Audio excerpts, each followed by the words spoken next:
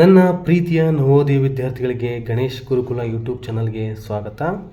ಆತ್ಮೀಯ ಪೋಷಕ ಮಿತ್ರರೇ ಹಾಗೂ ನವೋದಯ ವಿದ್ಯಾರ್ಥಿಗಳೇ, ನೀವು ಹೊಸದಾಗಿ ಈ ವಿಡಿಯೋ ನೋಡ್ತಾ ಇದ್ದರೆ ಈ ಒಂದು ಗಣೇಶ್ ಗುರುಕುಲ ಯೂಟ್ಯೂಬ್ ಚಾನಲನ್ನು ದಯವಿಟ್ಟು ಸಬ್ಸ್ಕ್ರೈಬ್ ಮಾಡ್ಕೊಳ್ಳಿ ಅಂತ ಹೇಳ್ತಾ ಈಗ ಈ ಒಂದು ಲೆಕ್ಕಗಳನ್ನು ಮುಂದುವರಿಸ್ತಾ ಹೋಗೋಣ. ನೋಡಿ, ಇಲ್ಲಿ ಈ ಒಂದು ಬಿಟ್ಟಿರುವ ಆಕೃತಿಗಳನ್ನು, ಅಂದರೆ ಈ ಆಕೃತಿಯಲ್ಲಿ ಬಿಟ್ಟು ಹೋದ ಭಾಗವನ್ನು ನಾವು ಈಗ ಕಂಡುಹಿಡಿತಕ್ಕಂತಹ ಪ್ರಶ್ನೆಗಳನ್ನು ನೋಡ್ತಾ ಇದ್ದೀವಿ. ನೋಡಿ, ಇಲ್ಲಿ ಈ ಆಕೃತಿಯಲ್ಲಿ ಒಂದು ಭಾಗ ಬಿಟ್ಟೋಗಿದೆ. ಈ 4ರಲ್ಲಿ ಯಾವುದು ಅಂತ ನಾವೀಗ ಕಂಡುಹಿಡಿಯೋಣ. ನೋಡಿ, ಇದಕ್ಕೆ ಎ ಆಪ್ಷನ್ಸು ಬರೋದಿಲ್ಲ, ಗೆರೆ ಮುಂದುವರೆದು ಹೋಗಿದೆ. ನೋಡಿ, ಗೆರೆ ಮುಂದುವರೆದು ಹೋಗಿಲ್ಲ. ನೋಡಿ, ಬಿನಲ್ಲಿ ಕೂಡ ಆಗಲ್ಲ. ಇದು ಅಟ್ಯಾಚ್ಮೆಂಟಿಂದ ಇರ್ತಕ್ಕಂಥ ಒಂದು ರೇಖೆಯಲ್ಲಿ ಭಾಳ ಸಮೀಪದಲ್ಲಿದೆ, ಹಾಗಾಗಿ ಇದು ಬರೋದಿಲ್ಲ. ಸಿ ಕೂಡ ತಲೆ ಕೆಳಗಾಗಿದೆ, ಬರೋದಿಲ್ಲ. ಇದಕ್ಕೆ answer D answer right answer ಆಗುತ್ತೆ. ಈ ಒಂದನೇದಕ್ಕೆ ಡಿ ಆನ್ಸರ್ ಕರೆಕ್ಟ್ ಆಗುತ್ತೆ. ನೋಡಿ, ಎರಡನೇ ನೋಡಿ. ಇವಾಗ ನೋಡಿ, ಎರಡನೇದು ತುಂಬ ಈಸಿಯಾಗಿದೆ. ಈ ಥರ ಒಂದು ರೇಖೆ ಬರಬೇಕಿಲ್ಲಿ, ಈ ಥರ ಬಂದುಬಿಟ್ಟು ಇದು ಹೋಗಿ ಈ ಥರ ಟಚ್ ಆಗಿ ಇಲ್ಲೊಂದು ಗೆರೆಗೆ ಈ ಥರ ಆಗಬೇಕಿದು. ಅಂತಹ ಗೆರೆ ಯಾವುದಿದೆ ನೋಡಿ, ಎ ಕೂಡ ಬರೋಲ್ಲ, ಈ ಕಡೆ ಹೋಗಿದೆ ಅದು ಗುರುತು. ಇದಕ್ಕೆ ಬಿ ಆನ್ಸರ್ ಕರೆಕ್ಟ್ ಆಗುತ್ತೆ. ಸಿ ಆನ್ಸರ್ ಕೂಡ ಬರೋದಿಲ್ಲ ಇದಕ್ಕೆ. ನೋಡಿ, ರೇಖೆ ಹಿಂಗೆ ಬಂದಿದೆ, ಇದು ಈ ಕಡೆ ಬಂದಿದೆ, ಮೇಲ್ಮುಖವಾಗಿ ಬರಬೇಕು ಈ ಥರ. ಇದಕ್ಕೆ ಬಿ ಆನ್ಸರ್ ಕರೆಕ್ಟ್ ಆಗುತ್ತೆ. ಎರಡನೇದಕ್ಕೆ ಬಿ ಆನ್ಸರ್ ಕರೆಕ್ಟ್ ಆಗುತ್ತೆ. ನೋಡಿ, ಮೂರನೇ ತುಂಬ ಈಸಿಯಾಗಿದೆ. ಇದು ನೀವು ಜಾಸ್ತಿ ಸಮಯ ಇದಕ್ಕೇನು ಬೇಡ. ನೋಡಿ, ಇದಕ್ಕೆ ಎ ಬರೋದಿಲ್ಲ. ನೋಡಿ, ಬಿ ಮತ್ತು ಸಿ ಎರಡು ಸೇಮ್ ಕಾಣ್ತವೆ. ಬಟ್ ಸಿನಲ್ಲಿ ಏನಾಗಿದೆಪ್ಪ ಅಂದರೆ ಇಲ್ಲಿ ಹೋಗಿ ಈ ಒಂದು ಕರ್ವಿಗೆ ಟಚ್ ಆಗಿಲ್ಲ, ಹಾಗಾಗಿ ಸಿ ಬರೋದಿಲ್ಲ. ಡಿ ಕೂಡ ಇದು ತಲೆ ಕೆಳಗಾಗಿಂದರೆ ಬೇರೆ ದಿಕ್ಕಿನಲ್ಲಿದೆ, ಹಾಗಾಗಿ ಇದು ಬರೋದಿಲ್ಲ. ಇದಕ್ಕೆ ಬಿ ಆನ್ಸರ್ ಕರೆಕ್ಟ್ ಆಗುತ್ತೆ. B answer the right answer ಆಗುತ್ತೆ. ನೋಡಿ, 4ನೇ ನೋಡೋಣ ಈಗ. ನೋಡಿ, 4ನೇ ಕೂಡ ತುಂಬ ಸುಲಭವಾಗಿದೆ. ಇದಕ್ಕೆ ನೋಡಿ, ಎ ಕೂಡ ನೋಡಿ ಈ ಥರ ಬರಬೇಕು. ಇವಾಗ ಹೀಗೆ ನೋಡಿ, ಎ ಮತ್ತು ಡಿ ಎರಡೂ ಸೇಮ್ ಥರ ಕಾಣಿಸುತ್ತೆ, ಬಟ್ ಎರಡಕ್ಕೂ ಸ್ವಲ್ಪ ವ್ಯತ್ಯಾಸ ಇದೆ. ನೀವು ಬಿ ಮತ್ತು ಸಿಯನ್ನು ಆಗೋದಿಲ್ಲ, ತೆಗೆದುಬಿಡಿ. ಯಾಕೆಂದರೆ ಬಿ ಹಾಕಿದರೆ ಇದು ಎರಡು ಸೇಮ್ ಆಗುತ್ತೆ. ಸಿ ಕೂಡ ಇದು ತಲೆ ಕೆಳಗೆ ಬಂದಿದೆ, ಬರಲ್ಲ. ಈ ಬಿ ಮತ್ತು ಸಿಯನ್ನು ಮೊದಲು ಕ್ಯಾನ್ಸಲ್ ಮಾಡ್ಕೊಳ್ಳಿ. ನಂತರ ಎ ಮತ್ತು ಡಿನಲ್ಲಿ ಅಬ್ಸರ್ವ್ ಮಾಡಿ. ನೋಡಿ, ಎನಲ್ಲಿ ಏನಾಗಿದೆಯಪ್ಪ ಅಂತಂದರೆ ಈ ಒಂದು ಎಕ್ಸ್ಟ್ರಾ ರೇಖೆ ಬಂದಿದೆ. ಇಲ್ಲಿ ಎಲ್ಲೂ ಬಂದಿಲ್ಲ ಒಳಗಡೆ ರೇಖೆ, ಇಲ್ಲಿ ಎಕ್ಸ್ಟ್ರಾ ರೇಖೆ ಕೂಡ, ಹಾಗಾಗಿ ಎ ಆಗಲ್ಲ ಇದಕ್ಕೆ ಆನ್ಸರು. ಇದಕ್ಕೆ ಡಿ ಆನ್ಸರ್ ಕರೆಕ್ಟ್ ಆಗುತ್ತೆ. ಇದಕ್ಕೆ D answer the right answer ಆಗುತ್ತೆ. ನೋಡಿ, 5ನೇ ಪ್ರಶ್ನೆ ನೋಡ್ತಾ ಹೋಗೋಣ ಈಗ. ನೋಡಿ, 5ನೇದು ಕೂಡ ತುಂಬ ಸುಲಭವಾಗಿದೆ. ಇದಕ್ಕೆ ನೋಡಿ, ಡಿ ಕೂಡ ಬರೋಲ್ಲ, ಸಿ ಕೂಡ ಬರೋಲ್ಲ, ಮತ್ತು ಬಿ ಕೂಡ ಬರೋಲ್ಲ. ನೋಡಿ, ಇಲ್ಲಿ ಎ ಬರುತ್ತೆ. ಎ ಯಾಕೆ ಬರುತ್ತಪ್ಪ ಅಂತಂದರೆ ಇದಕ್ಕೆ ಎ ಆನ್ಸರ್ ಕರೆಕ್ಟ್ ಆಗುತ್ತೆ. ನೋಡಿ, ಎ ಮತ್ತು ಯಾವುದು ಡಿ ಎರಡು ಸಮ ಕಾಣಿಸುತ್ತೆ, ಬಟ್ ಗೆರೆ ನೋಡಿ, ಇಲ್ಲಿ 1 2 3 ಗೆರೆ ಕರೆಕ್ಟ್ ಇದ್ದಾವೆ. ಇಲ್ಲಿ 1 2 3 4 ಗೆರೆ ಇದ್ದಾವೆ. ಹಾಗಾಗಿ ಇಲ್ಲೂ ಕೂಡ ನೋಡಿ 1 2 3 4 ಗೆರೆ ಇದ್ದಾವೆ. ಹಾಗಾಗಿ ಇದಕ್ಕೆ ಎ ಆನ್ಸರ್ ಕರೆಕ್ಟ್ ಆಗುತ್ತೆ. ಇದಕ್ಕೆ ಈ ಬಿ ಸಿ ಡಿ ಯಾವುದು ಬರೋದಿಲ್ಲ. ಇದನ್ನು ಎ ಆಗ್ತಾಗ ಮಾತ್ರ ಇದು ರೇಖೆ ಕರೆಕ್ಟ್, ಇದು ಒಂದು ಚಿತ್ರ ಪೂರ್ಣವಾಗುತ್ತೆ. ಇದುವರೆಗೂ ಗಣೇಶ್ ಗುರುಕುಲ ಯೂಟ್ಯೂಬ್ ಚಾನಲನ್ನು ಯಾರೆಲ್ಲ ಸಬ್ಸ್ಕ್ರೈಬ್ ಮಾಡ್ಕೊಂಡಿಲ್ವೋ ಅವರೆಲ್ಲರೂ, ಅಂದರೆ ಎಲ್ಲ ವೀಕ್ಷಕರು ಈ ಒಂದು ಗಣೇಶ್ ಗುರುಕುಲ ಯೂಟ್ಯೂಬ್ ಚಾನಲನ್ನು ಸಬ್ಸ್ಕ್ರೈಬ್ ಮಾಡ್ಕೊಳ್ಳಿ. ಹಾಗೆ ಲೈಕ್ ಮಾಡಿ ಮತ್ತು ಶೇರ್ ಮಾಡಿ. ಯಾವುದೇ ಕ್ವಶನ್ಸ್, ಅಂದರೆ ನವೋದಯಕ್ಕೆ ಸಂಬಂಧಪಟ್ಟಂಥ ಕ್ವಶನ್ಸ್ ಇದ್ದರೆ ಅದನ್ನು ಶೇರ್ ಮಾಡ್ಕೊಳ್ಳಿ ಅಂತ ಹೇಳ್ತಾ ಈಗ ಈ ಒಂದು ಲೆಕ್ಕಗಳನ್ನು ಮುಂದುವರಿಸ್ತಾ ಹೋಗೋಣ. ನೋಡಿ, ಇದಕ್ಕೆ 6ನೇ ತುಂಬ ಈಸಿಯಾಗಿದೆ. ಎರಡೂ ಕಡೆ ಪ್ಲಸ್ ಬಂದಿದೆ. ಇವಾಗ ಇಂಟು ಬರಬೇಕಿಲ್ಲಿ. ಆ ಥರ ಇಂಟು ಯಾವುದಿದೆ ನೋಡ್ಕೊಳ್ಳಿ. ಇದು ಎ ಬರೋದಿಲ್ಲ, ಇಲ್ಲಿ ಇಂಟು ಇಲ್ಲ. ಇದು ಪ್ಲಸ್ ಇದೆ, ಬರೋದಿಲ್ಲ. ಇದು ಪ್ಲಸ್ ಚಿಹ್ನೆ ತಲೆ ಕೆಳಗಾಗಿದೆ, ಬರೋಲ್ಲ. ಇದಕ್ಕೆ ಸಿ ಆನ್ಸರ್ ಕರೆಕ್ಟ್ ಆಗುತ್ತೆ. ಯಾಕೆ ಅಂತಂದರೆ ಈಗ ನೋಡಿ, ಇದು ಈ ರೀತಿ ಬರಬೇಕು ಶೇಪು, ಮತ್ತು ಇಲ್ಲಿ ಏನಾಗಬೇಕು, ಇಂಟು ಬರಬೇಕು. ಇದಕ್ಕೆ ಸಿ ಆನ್ಸರ್ ಕರೆಕ್ಟ್ ಆಗುತ್ತೆ. ನೋಡಿ, ನೀವು ಇಲ್ಲಿ ಆಲ್ರೆಡಿ 2 ಪ್ಲಸ್ ಬಂದಿದ್ದಾವೆ, ಇನ್ನೊಂದು ಇಂಟು ಬರಬೇಕಿಲ್ಲಿ. ನೋಡಿ, ಇದು ಪ್ಲಸ್ ಇದೆ, ಬರೋದಿಲ್ಲ. ಇಲ್ಲೂ ಪ್ಲಸ್ ಇದೆ, ಬರೋಲ್ಲ. ಇಲ್ಲಿ ಪ್ಲಸ್ ಇದೆ, ಬಟ್ ಏನಾಗಿದೆ, ತಲೆ ಕೆಳಗಾಗಿದೆ. ಇಂಟು ನೋಡಿ, ಇಂಟು ಬರಬೇಕು ತಾನೆ, ಅದಕ್ಕೋಸ್ಕರ ಇಂಟು ಇರೋದನ್ನು ಮತ್ತು ಕರೆಕ್ಟಾಗಿದೆ ಇಂಟು ಚಿಹ್ನೆ. ಇದು ಇಲ್ಲೊಂದು ವೃತ್ತ ಇದೆ, ಈ ಶೇಪ್ ಕೂಡ ಕರೆಕ್ಟಾಗಿದೆ. ಹಾಗಾಗಿ ಇದಕ್ಕೆ ಆನ್ಸರ್ ಸಿ ಆನ್ಸರ್ ಕರೆಕ್ಟ್ ಆಗುತ್ತೆ.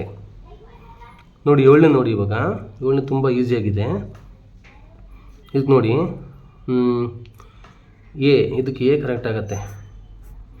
ಯಾಕೆ ಅಂತಂದರೆ ಈ ಥರ ಶೇಪ್ ಬರುತ್ತಲ್ಲ, ಇದು ಹಿಂಗೆ ಶೇಪ್ ಬಂದುಬಿಟ್ಟು ಈ ಥರ ಮಾರ್ಕ್ ಬರ್ತದಲ್ಲ, ಇದು ಕರೆಕ್ಟಾಗಿದೆ. ಬಿ ಇದು ಕೆಳಗೆ ಬಂದಿದೆ, ಇಲ್ಲಿಗೆ ಬಂದಿದೆ, ಹಂಗಾಗಿ ಬಿ ಬರೋಲ್ಲ. ಸಿ ಕೂಡ ಬರೋಲ್ಲ, ಯಾಕೆಂದರೆ ಗೆರೆಗಳ ಸಂಖ್ಯೆ ಜಾಸ್ತಿ ಆಗಿದೆ ಇಲ್ಲಿ. ಅಲ್ಲಿ ಗೆರೆಗಳ ಸಂಖ್ಯೆ ಒಳಗಡೆ 3 ಇದ್ದಾವೆ, ಇಲ್ಲಿ ನೋಡಿ ಒಳಗಡೆ 4 ಇದ್ದಾವೆ, ಹಾಗಾಗಿ ಬರೋದಿಲ್ಲ. ಡಿ ಕೂಡ ಇದು ಚಿತ್ರ ಸ್ಥಾನವನ್ನು ಬದಲಾಯಿಸಿದೆ, ಹಾಗಾಗಿ ಇದು ಕೂಡ ಬರೋದಿಲ್ಲ. ಇದಕ್ಕೆ ಎ ಆನ್ಸರ್ ಕರೆಕ್ಟ್ ಆಗುತ್ತೆ. ನೋಡಿ 8ನೇದು ನೋಡಿ. ಇವಾಗ ನೋಡಿ 8ನೇದು ಸ್ವಲ್ಪ ನಿಮಗೆ ಸ್ವಲ್ಪ ಡಿಫಿಕಲ್ಟ್ ಅನಿಸುತ್ತೆ. ಸೂಕ್ಷ್ಮವಾಗಿ ಗಮನಿಸಿ ನೋಡಿದಾಗ ನಿಮಗೆ ಇದಕ್ಕೆ ಆನ್ಸರ್ ಸಿಗುತ್ತೆ. ಇಲ್ಲಿ ಬಾಣದ ಗುರುತುಗಳನ್ನು ನೋಡ್ಕೊಳ್ಳಿ. ಈಗ ಬಾಣದ ಗುರುತು ಹಿಂಗೆ ಬರಬೇಕು ಇವಾಗ. ಆ ಥರ ನೋಡಿ, ಇಲ್ಲಿ ಎನಲ್ಲೂ ಇಲ್ಲ, ಬಿನಲ್ಲೂ ಇಲ್ಲ, ಸಿನಲ್ಲೂ ಇಲ್ಲ, ಡಿನಲ್ಲಿ ಮಾತ್ರ ಇದೆ. ಅದಕ್ಕೆ ಆನ್ಸರ್ ಡಿ ಕರೆಕ್ಟ್ ಆಗುತ್ತೆ. ನೋಡಿ ಬಾಣದ ಗುರುತು ಈ ರೀತಿ ಬರಬೇಕಿತ್ತು ಇವಾಗ. ಇಲ್ಲಿ ನೋಡಿ, ಇಲ್ಲಿ ಎನಲ್ಲಿ ಇಲ್ಲ, ಬಿನಲ್ಲೂ ಕೂಡ ಇಲ್ಲ, ಬಿನಲ್ಲಿದೆ ಬಟ್ ಏನಾಗಿದೆ ತಲೆ ಕೆಳಗಾಗಿದೆ ಬಾಣದ ಗುರುತು, ಹೊರಮುಖವಾಗಿ ಆಗಬೇಕದು. ಸಿನಲ್ಲಿ ಬಾಣದ ಗುರುತೇ ಇಲ್ಲ, ಹಾಗಾಗಿ ಸಿ ಬರೋದಿಲ್ಲ. ಇದಕ್ಕೆ ಡಿ ಆನ್ಸರ್ ಕರೆಕ್ಟ್ ಆಗುತ್ತೆ. ನೋಡಿ 9ನೇ ನೋಡ್ಕೊಳ್ಳಿ. 9ನೇ ತುಂಬ ಈಸಿಯಾಗಿದೆ. ನೋಡಿ ಇಲ್ಲಿ ರಬ್ಬಾಗಿರ್ತಕ್ಕಂಥ 2 ವೃತ್ತಗಳಿದ್ದಾವೆ, ಅರ್ಧ ವೃತ್ತಗಳು. ಇಲ್ಲಿ ಅರ್ಧ ವೃತ್ತ ಇದೆ ರಬ್ಬಾಗಿರ್ತಕ್ಕಂಥದ್ದು. ಇಲ್ಲಿ ರಬ್ಬಾಗದೇ ಇರತಕ್ಕಂಥ 2 ವೃತ್ತ ಇದ್ದಾವೆ. ಈ ಕಡೆ ಈಗ 2 ರಬ್ಬಾಗದೇ ಇರತಕ್ಕಂಥ ವೃತ್ತ ಬೇಕು, ಮತ್ತು ರಬ್ಬಾಗಿರ್ತಕ್ಕಂಥ ಒಂದು ವೃತ್ತ ಇಲ್ಲಿ ಚಿಹ್ನೆ ಇಲ್ಲಿರಬೇಕು. ಅಂಥದ್ದು ನೋಡಿ, ಇಲ್ಲಿ ಎ ಮತ್ತು ಡಿ ಇದೆ, ಬಟ್ ಡಿ ಬರೋದಿಲ್ಲ. ಇಲ್ಲಿ ರಬ್ಬಾಗಿದೆ, ಹಂಗಾಗಿ ಇದು ಬರೋದಿಲ್ಲ. ಈಗ ರಬ್ಬಾಗಿರಬಾರ್ದು ಇಲ್ಲಿ. ನೋಡಿ ಇದಕ್ಕೆ ಎ ಆನ್ಸರ್ ಕರೆಕ್ಟ್ ಆಗುತ್ತೆ. ಬಿ ಕೂಡ ಬರೋಲ್ಲ, ಯಾಕೆಂದರೆ ರಬ್ಬು 3 ಕಡೆ ಆಗ್ಬಿಡುತ್ತೆ, ಬರೋಲ್ಲ, ಪೂರ್ಣ ಆಗಲ್ಲ ಚಿತ್ರ. ನೋಡಿ ಸಿ ಕೂಡ ಬರೋಲ್ಲ, ಯಾಕೆಂದರೆ ಇಲ್ಲಿ ನೋಡಿ ಚಿಹ್ನೆ, ಸಣ್ಣ ಚಿಹ್ನೆ ಇದೆಯಲ್ಲ, ಇಲ್ಲಿ ರಬ್ಬಾಗಿದೆ, ಇಲ್ಲಿ ರಬ್ಬಾಗಿಲ್ಲ, ಹಾಗಾಗಿ ಸಿ ಕೂಡ ಬರೋಲ್ಲ. ಬಿ ಸಿ ಡಿ ಆನ್ಸರ್ ಇದಕ್ಕೆ ಬರೋದಿಲ್ಲ. ಇದಕ್ಕೆ ಎ ಆನ್ಸರ್ ಕರೆಕ್ಟ್ ಆಗುತ್ತೆ. ನೋಡಿ 10ನೇ ನೋಡಿ, ತುಂಬ ಈಸಿಯಾಗಿದೆ ಇದು. ನೋಡಿ ಇದರಲ್ಲಿ ಸಿ ಮತ್ತು ಡಿಯನ್ನು ಕ್ಯಾನ್ಸಲ್ ಮಾಡಿಬಿಡಿ.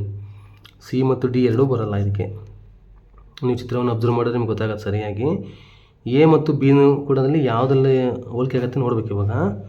ಇಲ್ಲಿ ನೋಡಿ ಗೆರೆ ಇದೆಯಲ್ಲ, ಇದು ಇಲ್ಲಿಗಷ್ಟೇ, ಅಂದರೆ ಇಲ್ಲಿಗಷ್ಟೇ ಬಂದು ಕಟ್ಟಾಗಿದೆ. ಈಗ ಇಲ್ಲಿಗಷ್ಟೇ ಬಂದು ಕಟ್ಟಾಗಬೇಕದು. ಇಲ್ಲಿ ನೋಡಿ ಚಿತ್ರ ತೋರಿಸಿ ನಾನು, ಇಲ್ಲಿಗೆ ಬಂದು ಕರೆಕ್ಟಾಗಿ ಕಟ್ಟಾಗಿದೆ. ಇಲ್ಲಿ ನೋಡಿ ಇದು ಮುಂದುವರೆದೋಗಿದೆ, ಹಾಗಾಗಿ ಇದು ಸಿ ಎ ಬರೋದಿಲ್ಲ. ಇದಕ್ಕೆ ಬಿ ಆನ್ಸರ್ ಕರೆಕ್ಟ್ ಆಗುತ್ತೆ.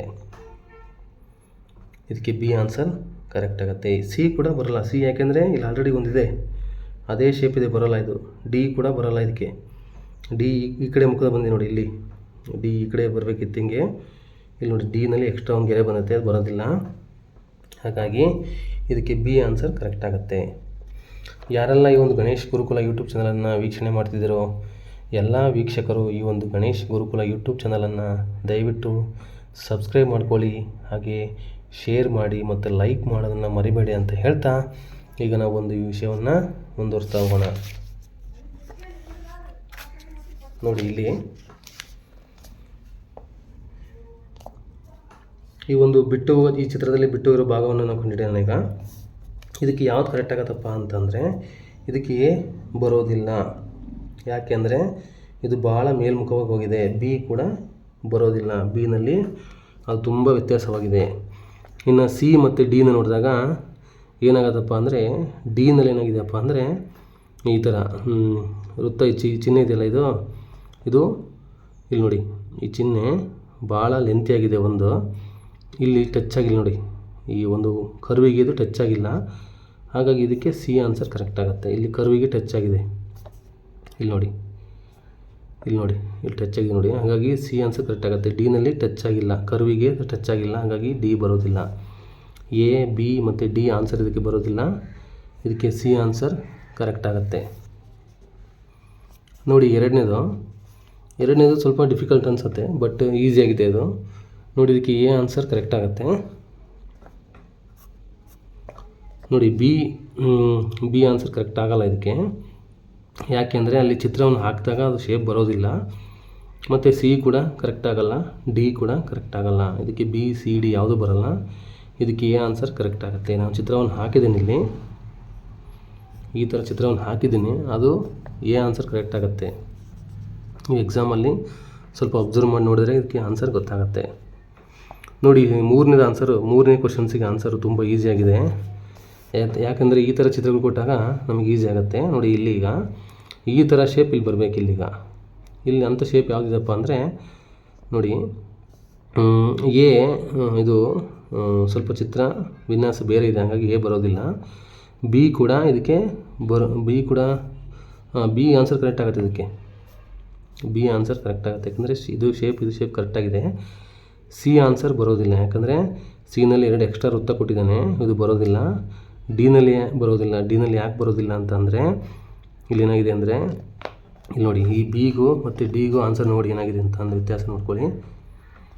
ಹಾಗಾಗಿ ಇಲ್ಲಿ ಏನಾಗಿದೆಯಪ್ಪ ಅಂದರೆ, ಈ ಒಂದು ರೇಖೆ ಇಲ್ಲಿ ನಡುವೆ ಬಂದಿಲ್ಲ, ಸ್ವಲ್ಪ ಈ ಕಡೆ ಬರೋಕ್ಕೆ ಹೋಲಿಕೆ ಆಗಿದೆ. ಹಾಗಾಗಿ ಇದಕ್ಕೆ ಸೂಕ್ಷ್ಮ ಗಮನಿಸಿದಾಗ ಬಿ ಆನ್ಸರ್ ಕರೆಕ್ಟ್ ಆಗುತ್ತೆ. ಈ ರೇಖೆ ಇದೆಯಲ್ಲ, ಇದು ನಡುವೆ ಬಂದಿಲ್ಲ, ಇಲ್ಲಿ ನೋಡಿ ನಡುವೆ ಕರೆಕ್ಟಾಗಿ ಬಂದಿದೆ ಇದು. ಹಾಗಾಗಿ ಇದಕ್ಕೆ ಬಿ ಆನ್ಸರ್ ಕರೆಕ್ಟ್ ಆಗುತ್ತೆ, ಡಿ ಆನ್ಸರ್ ಬರೋಲ್ಲ ಇದಕ್ಕೆ. ಈ 3ನೇದಕ್ಕೆ ಬಿ ಆನ್ಸರ್ ಕರೆಕ್ಟ್ ಆಗುತ್ತೆ. ನೋಡಿ 4ನೇ ನೋಡಿ, ಇವಾಗ 4ನೇ ತುಂಬ ಈಸಿಯಾಗಿದೆ. ಇದಕ್ಕೆ ಎ ಆನ್ಸರ್ ಕರೆಕ್ಟ್ ಆಗುತ್ತೆ. ಬಿ ನೋಡಿ ಅರ್ಧ ವೃತ್ತ ಬಂದಿದೆ, ಇದು ಪೂರ್ಣ ಕಂಪ್ಲೀಟ್ ಆಗಿಲ್ಲ, ಬಿ ಬರೋದಿಲ್ಲ. ಮತ್ತು ತಲೆ ಕೆಳಗಾಗಿದ್ದು ಕೂಡ ಬರೋಲ್ಲ, ಇದು ಕೂಡ ಬರೋಲ್ಲ. ಈ ಥರ ಹಾಕಿದ್ರೆ ತಪ್ಪಾಗುತ್ತೆ. ಯಾಕೆಂದರೆ ಅಲ್ಲಿ ಏನಾಗಿದೆ ಅಂದರೆ ಚಿಹ್ನೆಗಳು, ಅಂದರೆ ಇಲ್ಲಿ ಕರುವಿನಲ್ಲಿ ಸ್ವಲ್ಪ ತಪ್ಪಾಗಿದೆ ಇದು, ಹಾಗಾಗಿ ಬರೋಲ್ಲ ಇದು. ಇದಕ್ಕೆ ಎ ಆನ್ಸರ್ ಕರೆಕ್ಟ್ ಆಗುತ್ತೆ.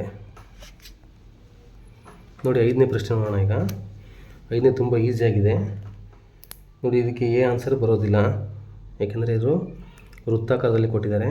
ಬಿ ಆನ್ಸರ್ ಕೂಡ ಬರೋದಿಲ್ಲ, ಈ ಥರ ಚೌಕಕ್ಕೆ ಬಂದೇ ಇಲ್ಲ ಅಲ್ಲಿ.